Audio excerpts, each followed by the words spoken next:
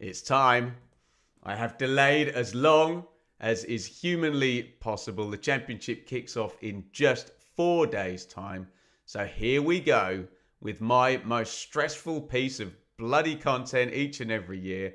It is my EFL Championship predictions for 25-26. We are going 1 to 24, or more specifically, we're going 24 to 1. I'm going to reveal my table from bottom to top, how I imagine in my silly little brain how this season is going to play out with the information here on Monday, the 4th of August, 2025, that I have right now.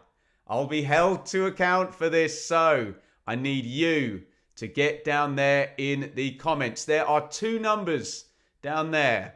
One is the number 1 and one is the number 24. I need you in the comments to write down 24 team names in order. Put your neck on the chopping block. You don't get to come at me if you haven't put your head above the parapet. There's also the number 1 down there. If you only write down one team, the team you support, I'm going to be completely honest with you, you suck. Grow a pair and get your 1 to 24s down there in the comments. Glass houses, stones, YouTube, I will say no more. I'm going all in and I'm starting right down at the bottom. 3 teams are going to be relegated. Process that information. I will say it one more time. 3 teams are definitely going to be relegated. It could be you. You have to have that possibility in your head, even if you really, really don't want it to be true. We'll start with my first to drop right at the bottom. And I don't know why I'm hyping it up, because everybody in the known universe knows what I'm about to say. Sheffield Wednesday, 24th. How could you not have Wednesday, 24th? I don't know. They're the massive crisis club in the EFL Championship. It's been a ridiculous summer, hasn't it, with the ownership of Mr. Chansiri. Everything's kind of on a knife edge there. Half the squad is gone. 1/4 of the stadium is not going to be open. The manager's gone. The players haven't been paid on time for like each of the last 3 months. It's a dreadful, dreadful situation, which you would expect if nothing changes massively in the next month. And obviously there's kind of reference to the transfer window, because could you get a takeover? Could something happen before the end of August? Probably not. If nothing changes, surely this is going to be an extremely long and painful relegation season for Sheffield Wednesday. It's a fairly simple prediction, that one, to start us off. I hope things change for the better. There could be a situation where things do change for the better at Wednesday and they're still relegated. But right now, I can't not have Wednesday at 24. And here comes my first grenade in. And I'm throwing it up to the northwest in at Preston, who I'm normally pretty terrible at. So I'd got to the point last season where I'm like, nah, Preston, they always finish in the middle. So I just stuck them in the middle. And then all of a sudden, what do we have? It's like one game, Ryan Lowe out, Paul Heckingbottom in. And lo and behold, Paul Heckingbottom got things going at Preston. And they were right in the middle and doing rather well in the FA Cup as well. And then all of a sudden, they completely tanked, didn't they? Right down towards the bottom of the table. And I suppose I'm going general kind of gravitational pull on Preston, that you've got this situation where the Hemmings family just puts money in year on year on year, and it's hard to build any momentum. Yes, you can change from Alex Neil, and end up with Ryan Lowe or Paul Heckingbottom. It's hard to get things moving, and now it does feel like the direction of travel is downwards. Yes, I know Preston fans were pretty excited, actually, particularly at the start of the window when they went bang, bang, bang with sort of 4 or 5, 3 transfers. But I'm not sure. And I do wonder, it would probably need Heckingbottom to really be struggling and for Preston to pull the trigger during the season and make things worse for this to happen. But I'm going for the levy to break, and for Preston, who we think, if the season had gone on about 3 weeks longer last year, would have dropped. They finished 20th. I've got them going this season. Owners relegate clubs. 22nd, Hull City. And this is a pure chaos pick, basically. And we do have a situation in the Championship as well this year where we would normally be putting one or maybe two newly promoted League One clubs in our bottom three.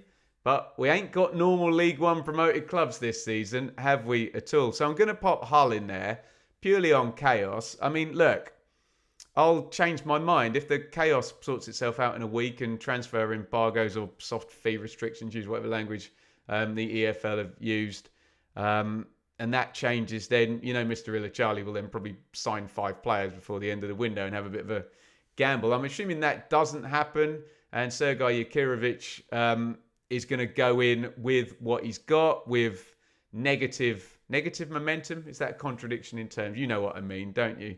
And he's going to struggle. Mr. Ilachali's probably going to pull the trigger, I don't know, about November time. Then he'll bring someone else in. He'll sack them as well before the end of the season. And it's going to be a big, chaotic mess of a struggle for Hull that could see them drop down.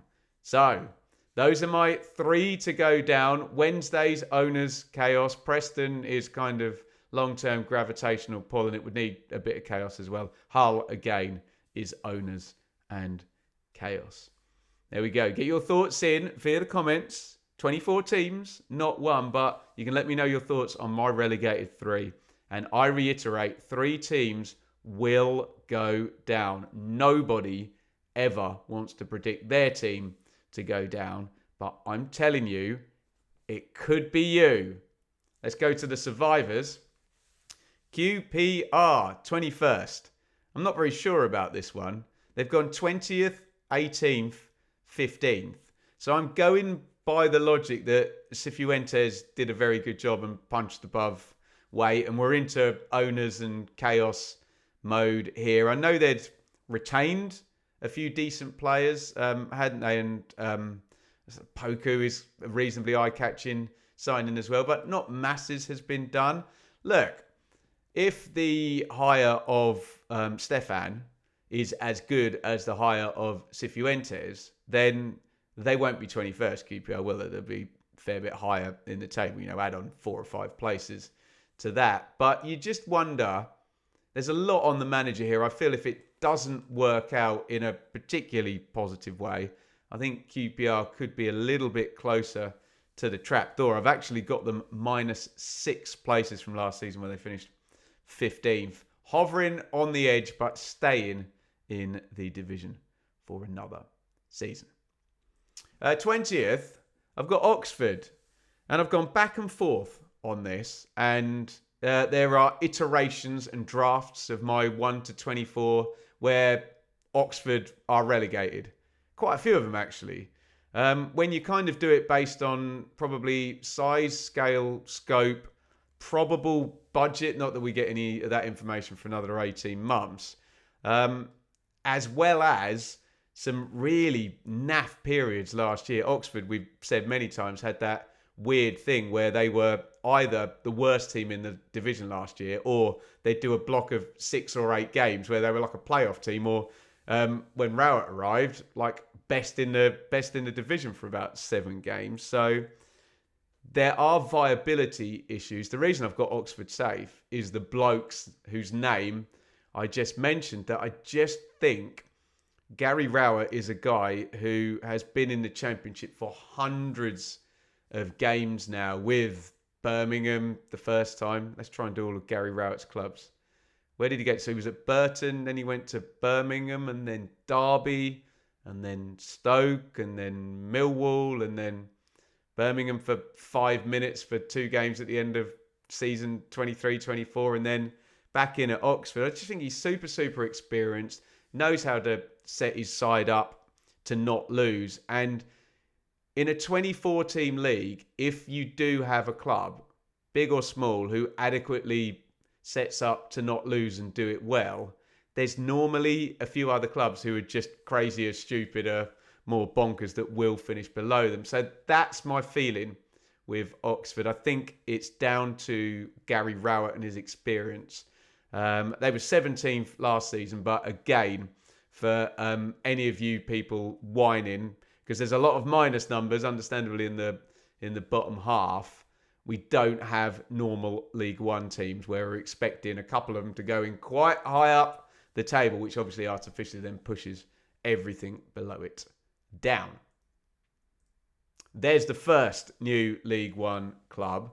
I think Charlton, well, they've actually spent quite a lot now, haven't they? I think like 6-7 million euros, and they've not really sold anything. I know Small went early, but that was free anyway. So they've kind of gone for it. They've kind of got good size and stature over, say, the last 2-3 decades, having been in the Premier League. Bad problems, obviously, ownership dragging them into League One, but they're back, and they're back with Nathan Jones. And I do feel Nathan Jones, not being wise after the event, was a Championship level manager. He's been in the Premier League, obviously, managing at League One level.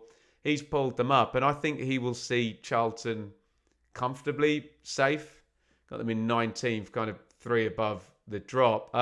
You could get something spectacular from Jones, couldn't you? And Charlton, they could, kind of be a bit higher than that. We'll see. But I'm being conservative with the fact that I've got them surviving, and 19th is as comfortable as I'm far to go, because I've got plenty of other spaces to fill up throughout this video, obviously. 18th, Watford. Haven't got a clue. Honestly, genuinely have not got a clue. So if Watford were 5th, would I be surprised? No. If Watford were 24th, well, I would be surprised, because I don't know what would have happened at Sheffield Wednesday then.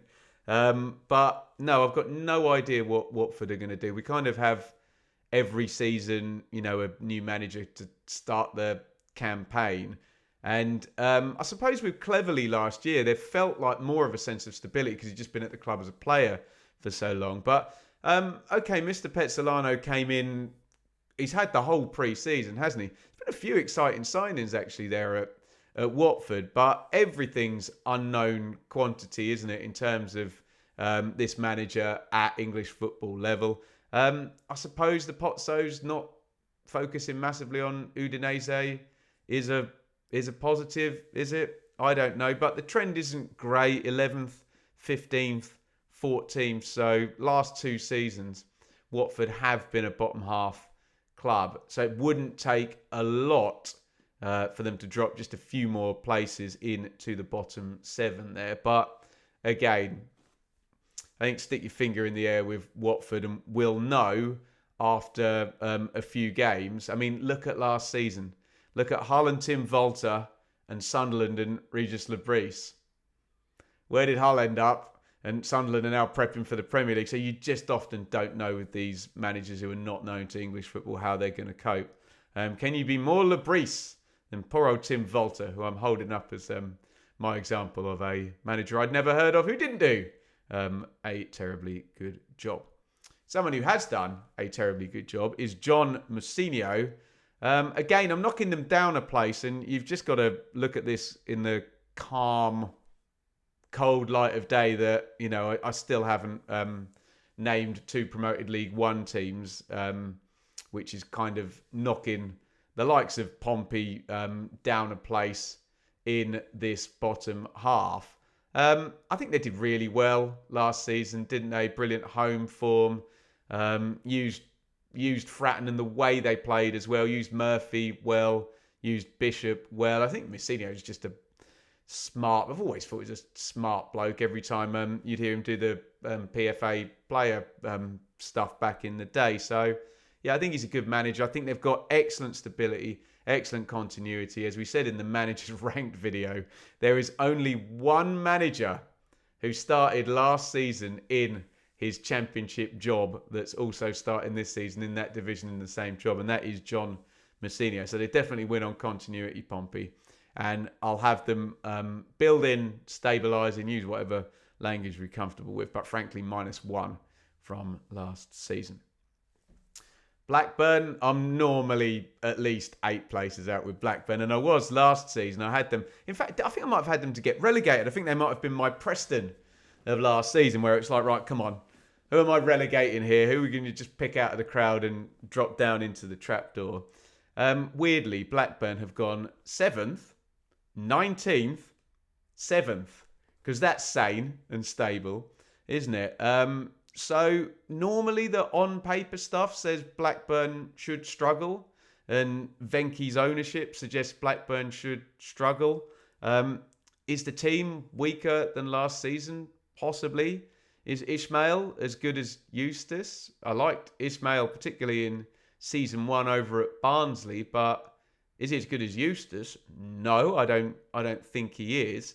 But Blackburn do always confound me, so we'll go for the just up down to continue. I've got the -9 places. Could have snuck in the playoffs at the end last season, which is ridiculous, because I'm sure if you asked a majority of people who watched a lot of Championship to say who were your best teams you enjoyed last year, I don't think Blackburn would have got many mentions. But does the league table lie? I was going to try out. The league table doesn't lie. Sometimes it's not the best guide of, what teams are doing, and it does throw up strange things, doesn't it? It just tracks that one trend, that 146 game block. But hey, that's what we're predicting right here and right now. Blackburn 16th.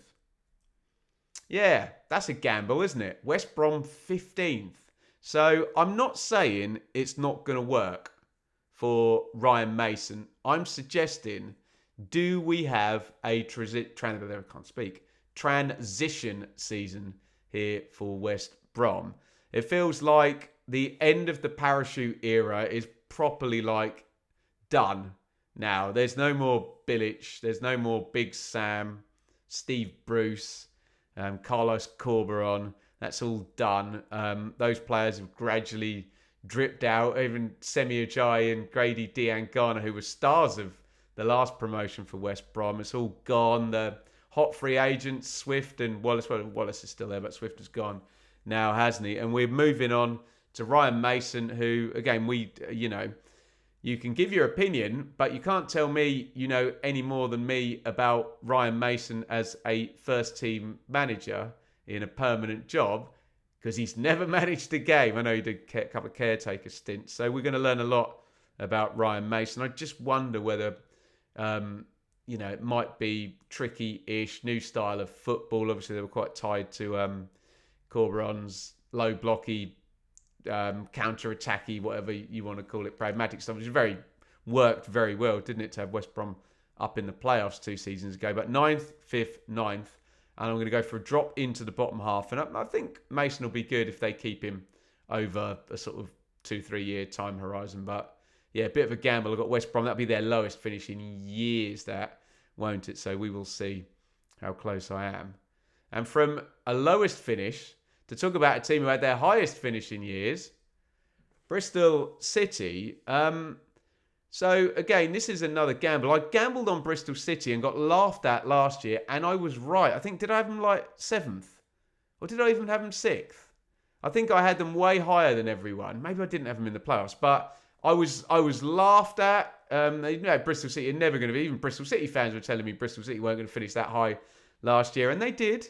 And it had been a lovely run of progress, hadn't it? I think 19th, 17th, 14th, 11th, 6th, something kind of like that. The gradual moving up the table. The issue I've got is that Liam Manning has gone. So that's a big thing, because I do think it was a good managerial performance. And I think Struber is going to be quite different to Manning in respects of Manning was quite cautious. And I think Struber is going to be quite aggressive, which could be really, really good fun, couldn't it? But it could be problematic at the same time. So my feeling on Bristol City is you're taking out a team that finished quite high up. You're taking out the manager from that team. And let's be honest, the door opened up in 68 points for 6th. If they got promoted with that, it would have been a sensationally low total to be going up with, wouldn't it? I think there's going to be a bit of a pull down on Bristol City. Look, it might not be as drastic as I'm going with, but again, I've got those pesky couple of League One teams still to fit in as well. So dropping Bristol City down 8 places. Hope I'm wrong, because I'd love to see someone be more Brentford and just gradually move up and up and up and get into the Premier League and stay there. And kind of Bristol City, your best bet for that at the moment. But I just wonder whether it was too high too soon and the manager going is too much of a problem. 13, unlucky for some, Middlesbrough. Do you know what? I've got some blooming big guns in my bottom half, haven't I? Watford, West Brom and Middlesbrough, all, Watford and West Brom in the Premier League far more recently than Middlesbrough. But I don't know. Right now it's a bit of a muddle there. It feels like they wanted the Hayden Hackney deal to get done so they could do their summer business. And that hasn't been done. I just wonder whether you get a situation now where Borough have got players lined up to come in and, the business is all going to be a bit of a muddle. And we don't know what Rob Edwards is going to do. If you get Forest Green Rob Edwards, if you get Luton Season 1 Rob Edwards, then Middlesbrough won't be 13th. They'll be up challenging for the playoffs. They're in the playoffs, won't they? But I don't know, there's a little too much unknown. And there is slippage here from Borough. 4th, 8th, 10th. They've gone down 4 places and then 2 places. What's halfway between that? 3 places. I've got them going down another 3 into the bottom half. If your team hasn't been mentioned yet, more power to you. They are in the top half. And here we go. One that I really struggled to pop and I've gone for. I always quite like 12th as a kind of friendly place. Okay, I'm not sure, but I'll put them in the top half. Wrexham, Ryan, Rob, Disney, all of that good stuff. I've got no idea what Wrexham are going to do. Utterly no idea. Obviously, if they were to get promoted, it would be National League, League 2, League 1 to Premier League in successive seasons. It would be the most astronomical rise in the history of the English football pyramid. I wonder whether that's going to make things too difficult, even with the huge kind of infrastructure in the background and lots of money coming in commercially in terms of, worldwide, frankly, sponsorship. I just wonder whether there's too big a bridge to gap against, too big a gap to bridge to gap, too big a gap to bridge against a handful of the teams that I'm about to mention. Well, 11 of them if I've got Wrexham 12, but I'm a bit unsure. I don't see it being a big struggle. I know some people have got Phil Parkinson not surviving the season and Wrexham struggling sort of badly. I like the continuity of Parkinson, going into next season, frankly. I still think there'll be a bit more in the window. There's still another, 25 days or 27 days or whatever is remaining of the transfer window. So we'll know more when that's all complete. So I'll go for Wrexham to be in the top half. I know some people will stick them in their top 6. Fine. Each to your own. Again, down there in the comments. But I need 24 teams, not 1. But I'll hedge my bets and stick Wrexham in 12th. Should we stay in Wales? And put Swansea in 11th. Do you know what? I'm a bit annoyed about this. I wrote my league down and I thought I'm going to do this and then I'm going to do the research after. I'm going to do my hunch first and then I'm going to move teams around and change my mind based on data. And then right at the last minute, I put, where was Swansea last season? Oh, they were 11th. I thought they were lower than that. But obviously they finished really well under Alan Sheehan. So we got some momentum there. I think they went quite hard, quite early in the transfer window. A few in, but I'm kind of just going on the momentum and a little tiny bit of continuity. I guess I think 12 games as caretaker, 1 as permanent. And Swansea are one of, spoiler alert, just 2 teams I've got in exactly the same position that they finished last season. You're trying to guess the other one now. I can tell you it's not Derby County. Here comes another gamble.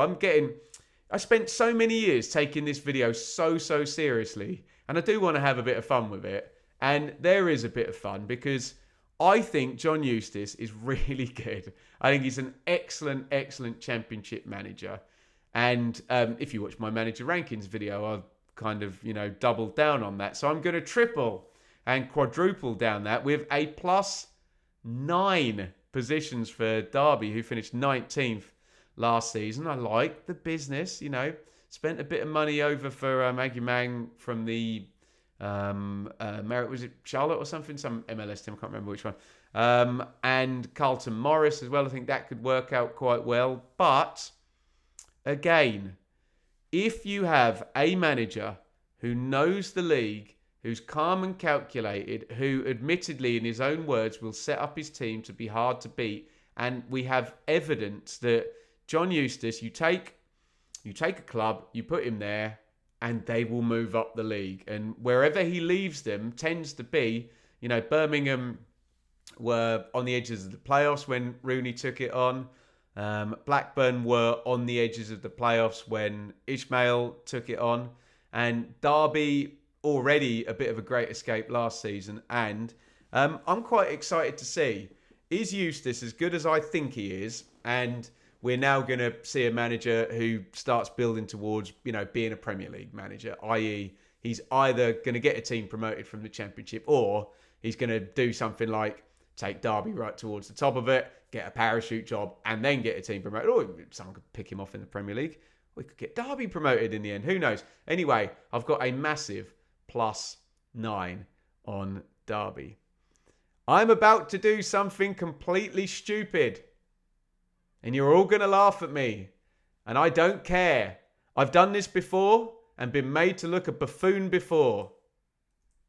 I'm doing it. I'm going in on Stoke again. The amount of times we've done this since Stoke have been back down in the Championship, came back in 2018, and they've been rubbish, haven't they? Stoke.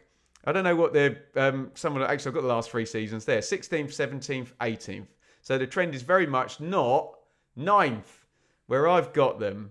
But, part of it is that I just want to have a bit of fun with this.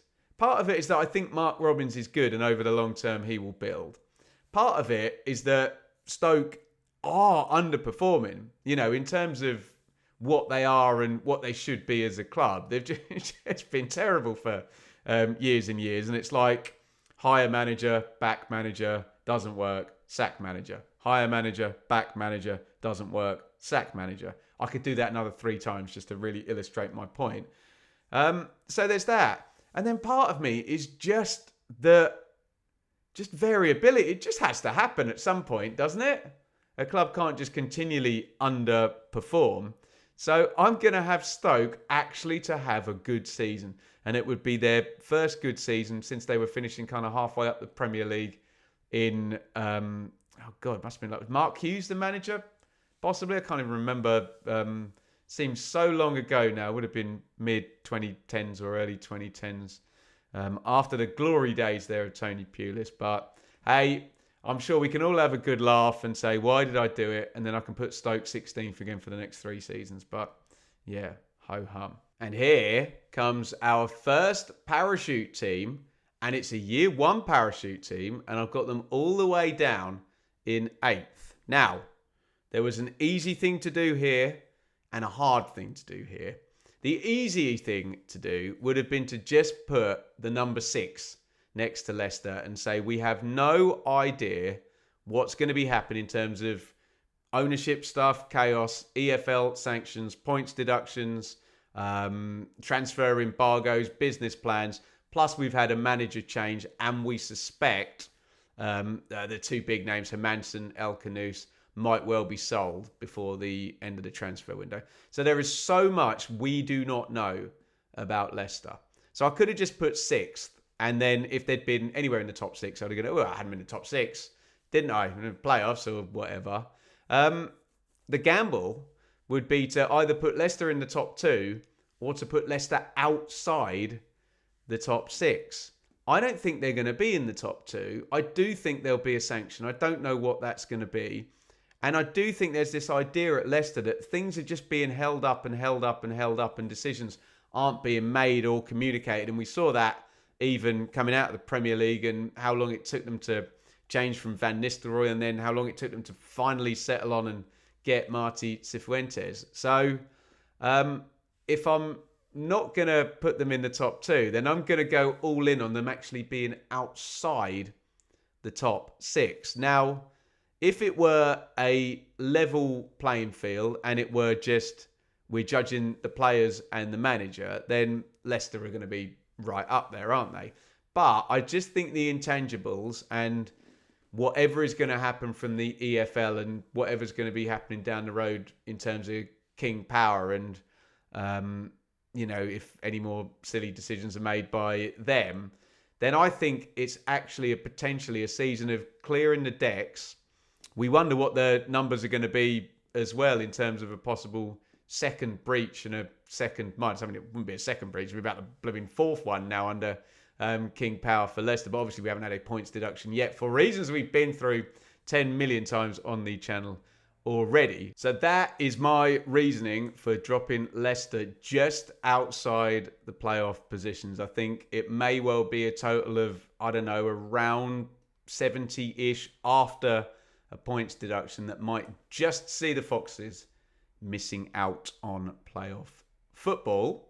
And just missing out on the playoffs, I have Millwall, kind of one place above their spiritual home of 8th. I think I might have put Millwall 7th last season. I can't quite remember, but they're just very, very, very consistent, Millwall. And even when they had that bad season and kind of Rowett went and then Harris had to come and rescue them after the Joe Edwards thing, did still get back up to 13th and actually nearly finished in the top half, didn't they? Either side of that, 8th place both times. And I don't know, it feels fairly ambitious. Ivanovic is still there. They've spent money on Coburn. And Alex Neil is just a wise and very, very experienced Championship manager with years now in terms of, look, Stoke is Stoke, but got Norwich promoted, didn't he? Some good years at Preston as well, keeping them, I would say, above their heads above water in the kind of top half of the table. And I think he might have even been 7th there. So this would represent a high watermark for Millwall. They haven't been that high in years and years and years. But I just think I've got 6 more teams coming in this video, and it's going to be a little bit too much for them to get in, as much as I would find it great fun if Millwall were in the playoffs. Are you ready for my top 6? If your team hasn't been mentioned yet, happy days. You might be in the playoffs. You might be in the top 2. Coventry City in the playoffs again. 5th, 9th, 5th. Obviously, that first 5th was, they were both very chastening, horrible endings to playoff campaigns, because one was at Wembley losing on sudden death penalties in the final. And last season, we thought we were heading for penalties in the semi-final against Sunderland before that late headed winner. I always line Coventry up here now as outside of the parachute teams.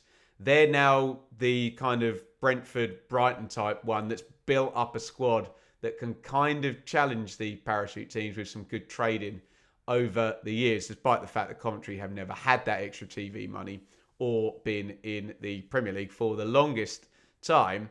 I've got a bit of blowback, and it's not that I've turned on Frank Lampard, because I've always been a big supporter of Frank's, and I've always been very defensive of the fact that people struggle so hard to have a sensible conversation about an England player who was a great player who then comes down to manage at second tier level. People really get confused by that. They can't seem to get the player out of their head and then just judge the manager for what the manager has done. What he has done is kind of in this very strange little tiny bandwidth of always being pretty good and close to par, but always being kind of just above the minimum you'd expect. So Derby in 6th, yes, hard year, yes, lots of challenges, but did still have lots of support and kind of, par or above the lowest remaining baseline. And, Premier League jobs, whatever, we don't necessarily need to talk about that on the Championship 1-24 video. But again, last season, yes, massive rise up the table for Coventry, but everyone expected him to kind of get things moving in the right direction, if things needed a change after the Robbins era ended. But again, this was a squad that had been built up, a very good quality squad that was underperforming in the first half. I think they win like 8 in a row at one point. Yeah, that's brilliant. But then you go, okay, well, gets them back challenging, gets them into playoffs, and then loses in the playoffs again. So what I don't want to see from Frank again, and I guess sixth would be around that bandwidth. If he gets in sixth, he's got to get to the Premier League, hasn't he? For people to not think, oh well, the problem with Lampard is he kind of does what it says on the tin and nothing more. Because in this era at the moment, where Coventry every year are going to be against three powerful teams coming down from the Premier League, you're going to have to go over and above. But going to be able to put out a very good first 11. I'm sure Van Evik, that'll be done soon, and we're expecting him to leave. But they've traded brilliantly, Coventry. They've turned themselves into a top-level championship team, haven't they?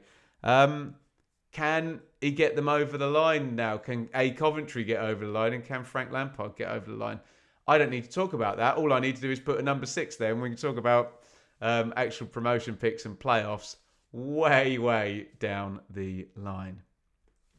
In fifth, Norwich. I don't think many people will have Norwich as high as I've got them. I'm kind of confident about Norwich here. And the first reason is that I really like Liam Manning. And I think the manager counts for a lot in these situations. And as we were kind of saying about John Eustace, what happens to clubs when these guys go in? Well, MK, that was a big rise from what Russ Martin's doing up into third, and unlucky to miss out with a high points total to Ainsworth's Wickham. It all went south the next season, but go and look at the team that finished playoff semi-final second leg, and then all the players being sold, and the team that kind of then tanked the next season. Then Oxford as well, struggling down at the bottom. Yes, similar thing we were just saying about Lampard, an underperforming squad that he took right up the league and left them nice and high. And he's just left Bristol City in sixth. Yes, with all the caveats I've said about low points totals and things of that nature and a possible drop-off this season. So if you take that and add that to the fact that Norwich are a powerful championship entity who have had two 13th place finishes in the past 3 seasons. They have been in the bottom half. There's been issues there, but there has also been a change of owner at the club and a change of sporting director in that time. And I guess, how many managers has there been? Dean Smith, David Wagner, and Johannes Hoff-Torrup. So it feels like it's been a bit tumultuous at Norwich over the past 3 seasons.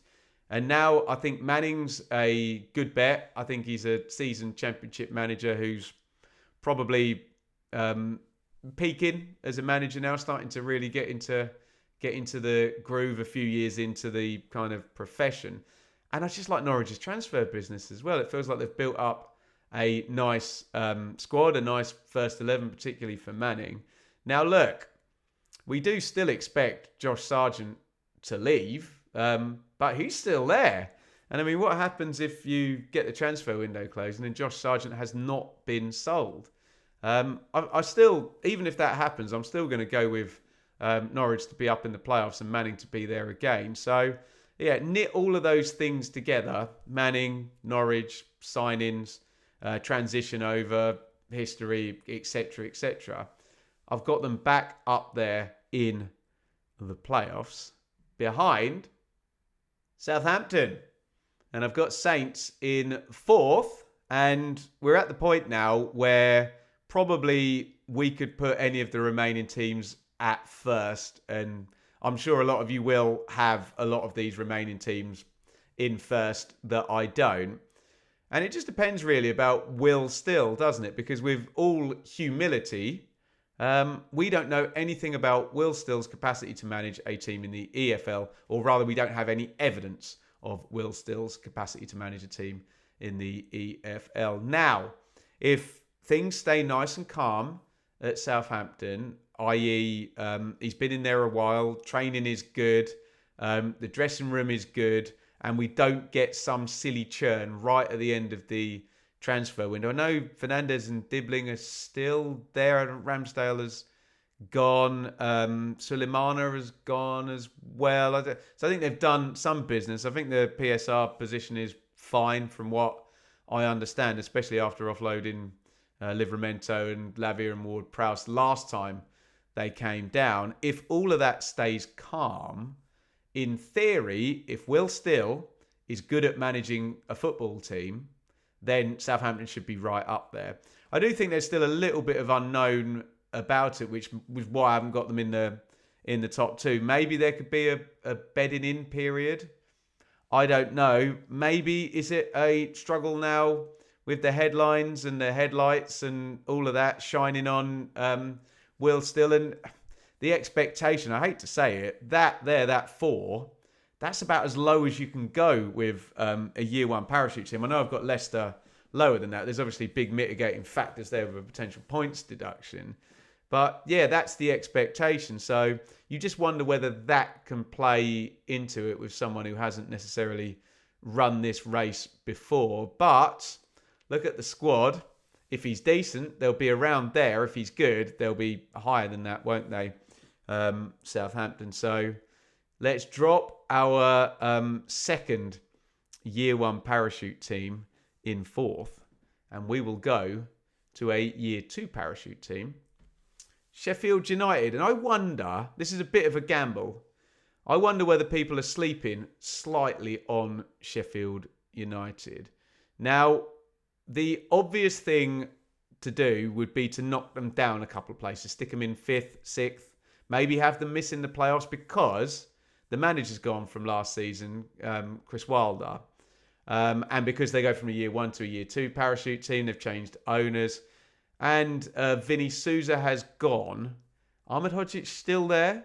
Harmer still there. I'll tell you what, if those two stay, that's decent. And here come the buts. And the first one is Sheffield United might actually be a bit more stable. I know they've changed manager than Southampton, Ipswich and Leicester, especially if they keep Harmer and Ahmed Hodzic.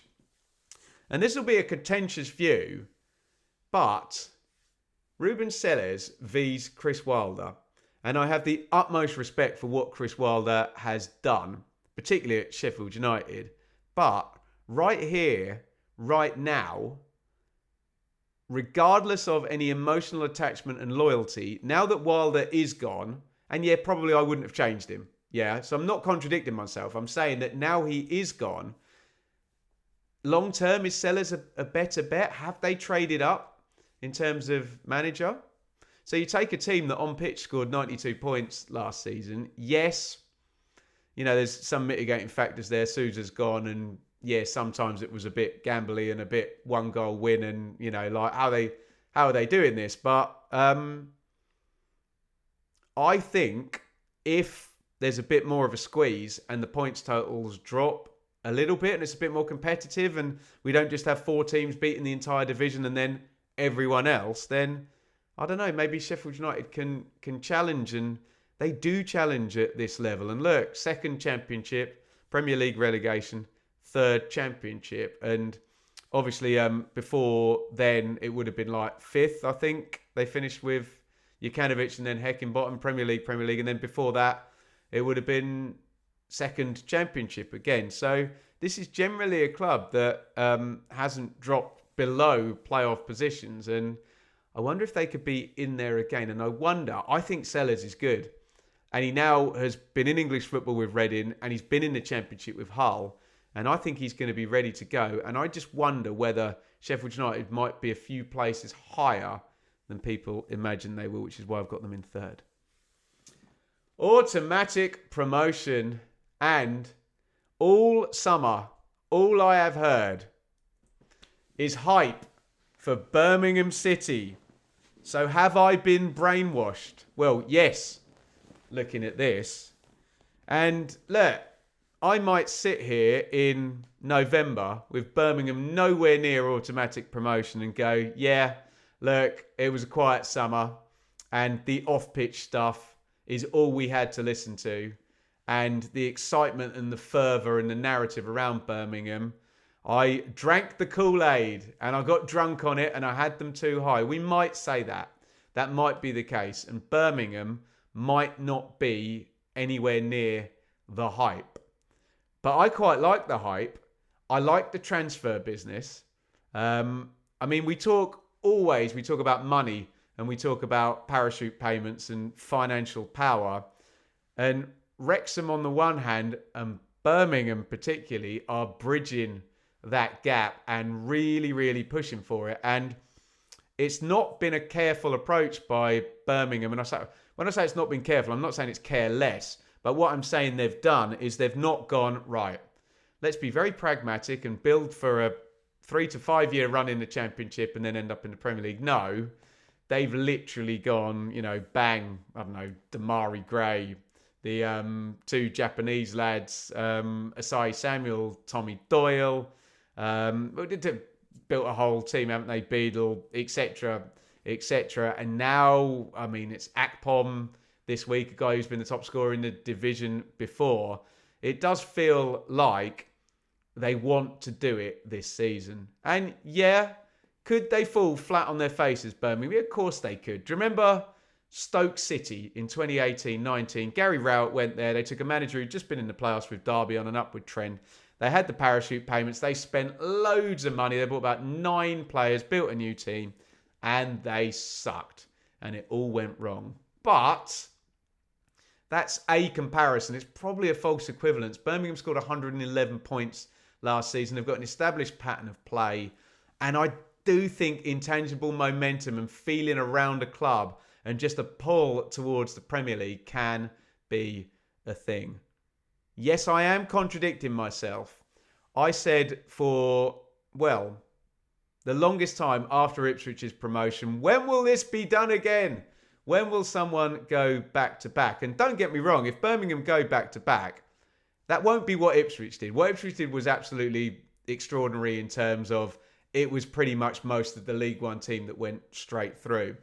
If Birmingham go back to back, they're powering their way through and they're building a Championship team to do it. So yeah, it would be spectacular if they did it, but I'm just addressing my no one will do that for another decade or whatever comment. Birmingham are doing it in a slightly different way. I did say on a few Birmingham podcasts actually when I spoke to people, they don't want to do too much in terms of, just ride out your team from last year that knows how to win, add 3 or 4, then go again in January and see where you are around that top 6, top 4, whatever, if that's the case. But if you were going to go, this was how to do it. It's just build a new team, build a spectacular team. And that appears to be what Birmingham have done. So I'm going to stick them in second position.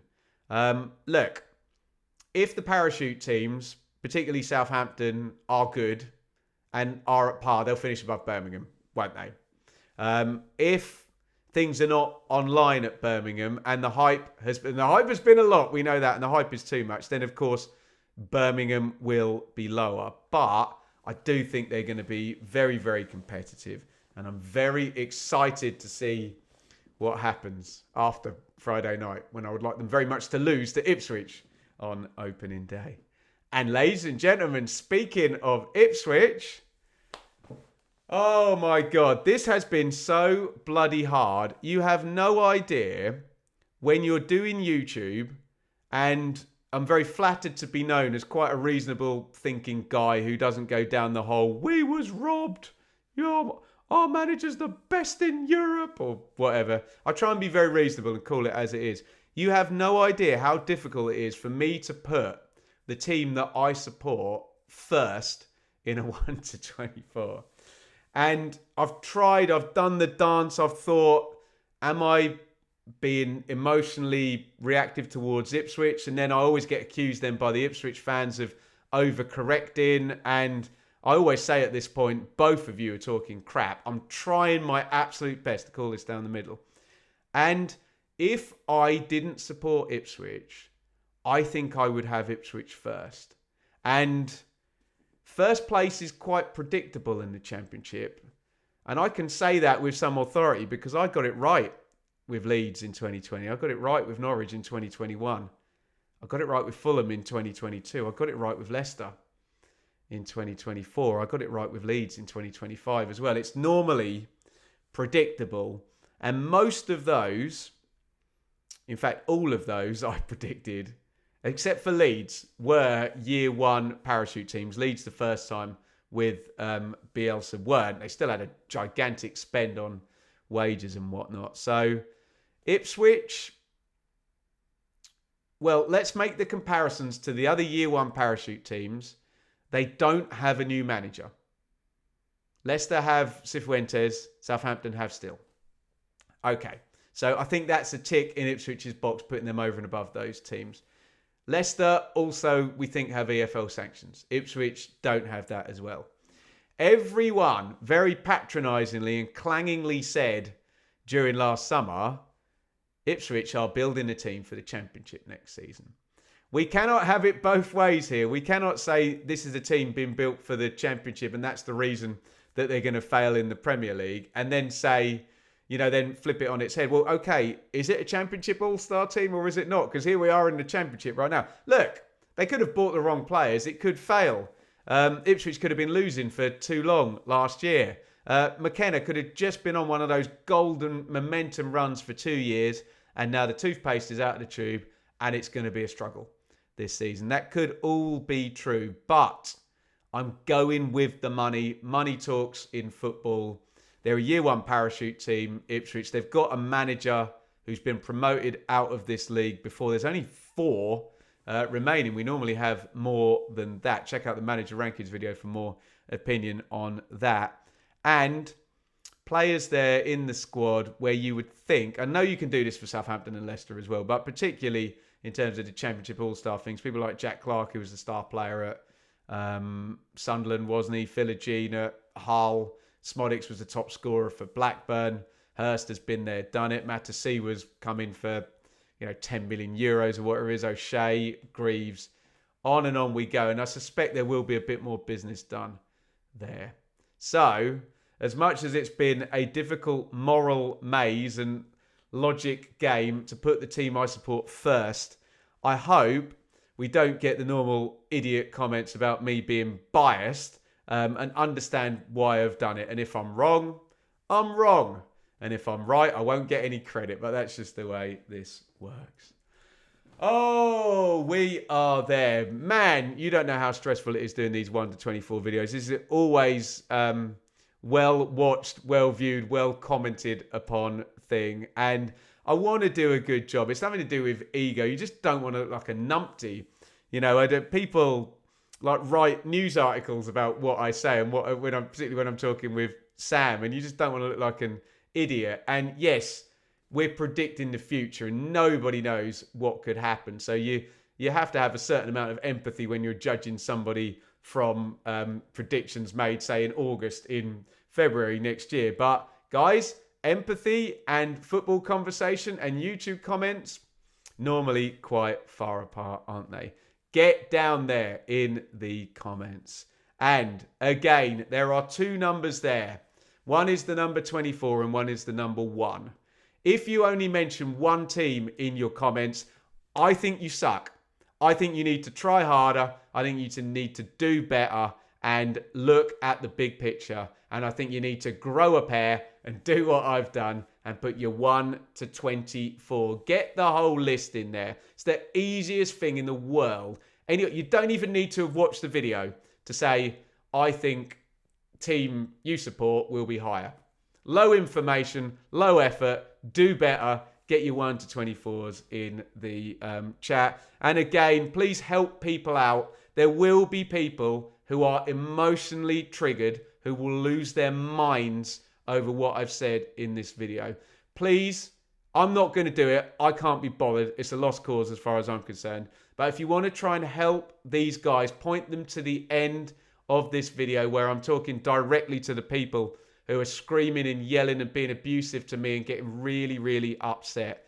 A, I don't want anyone to get relegated. 3 teams are going down. B, I've literally just drawn up the data, made some notes and tried to do it as best I can. If you think I have an agenda against the team that you support, then this is binary. You're done. That's on you, not me. I don't, and you need to try and work harder in these situations to try and cope with someone having an opinion that you don't like. And that can be very, very difficult, okay? But I'm just trying to help out, try and improve the discourse in the comments. And C, I want everyone to enjoy the 25-26 season. I know people, they work hard. Life is tough. We've got bills to pay. We've got jobs to do. Some people don't like their jobs. Some people are in bad situations in life and family, and their escape is the football. And it can be very emotionally triggering when someone suggests that your escape might not be that much of an escape, and that you'd find it far more fun if your team didn't finish where I suggested they were going to finish. So I get it. I get it. You feel like someone's taking the hope away from your favourite hobby, your pastime. You love your team. I promise I'm not. I'm literally just putting 24 teams in the order I think they're going to finish. Oh, there we go. Let's put it out to the world now. Get down there in the comments. I need 24 teams in there from you guys. Oh, this will be played back all the way through the season. I'm ready to hit stop. What I'll do, I'll link last season and the season before's videos up, and you can see how I've got on before. And now that's done, we can let the carnage begin. EFL Championship kicks off this Friday.